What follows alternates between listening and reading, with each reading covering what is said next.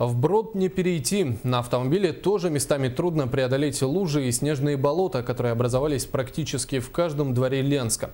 Власти города уверяют, воду откачаем, но пока надежда только на весеннее солнце. Олеся Васева надела резиновые сапоги и прогулялась по городу. Весеннее половодье в этом году пришло в Ленск раньше вскрытия рек. Талая вода залила большинство центральных и периферийных улиц города. Но снег только начал таять, а значит, реальный масштаб проблемы можно будет увидеть только через несколько дней. Это район речного порта, а это его главная достопримечательность. Самая большая лужа в городе разлилась не только на проезжей части. Под водой пешеходные дорожки, преодолеть этот отрезок пешком невозможно. У автомобилисты свои проблемы, под водой прячутся глубокие ямы. Улица Победы на пике бездорожья. А это набережная. Картина та же. Пешком не пройти, тротуар залит водой, карабкаться по сугробам осмеливается не каждый. Можно в 2 счета скатиться в ледяную воду. Городские власти говорят, всему виной снежная зима. Начало резко таять, и земля промерзла, то есть в воде некуда просто деваться, да. Грунт сейчас немножко подтает, естественно, она уйдет.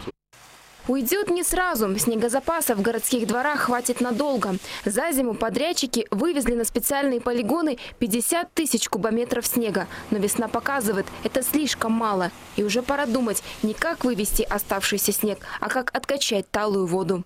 В каждом дворе снежная каша. Эти кадры сняты на телефон сразу под окнами гостиницы «Лена». Легковая машина так и не смогла преодолеть препятствия самостоятельно. А между тем продолжается противостояние городской администрации и управляющих компаний. На очередном собрании у главы обсуждался наболевший вопрос придомовых территорий. Сегодня они определены у 269 многоквартирных домов. Теперь порядок на этих участках обязаны поддерживать управляющие компании. Только тарифы надо менять. В тарифе нету даже механизированной уборки территории. Вот откачкой воды, которой мы сейчас занимаемся, этого нету нигде в тарифе. За все за это везде на Западе собственник платит отдельно. У нас никто ничто не хочет платить. Пока схема межевания земельных участков между домами не закончена полностью, убираться компаниям приходится по приказу главы. Я сейчас не говорю, чтобы вы занялись вывозкой снега, но вы хотя бы поставьте погрузчики, грейдера и пройдите там, где это есть возможность, и уберите этот снег.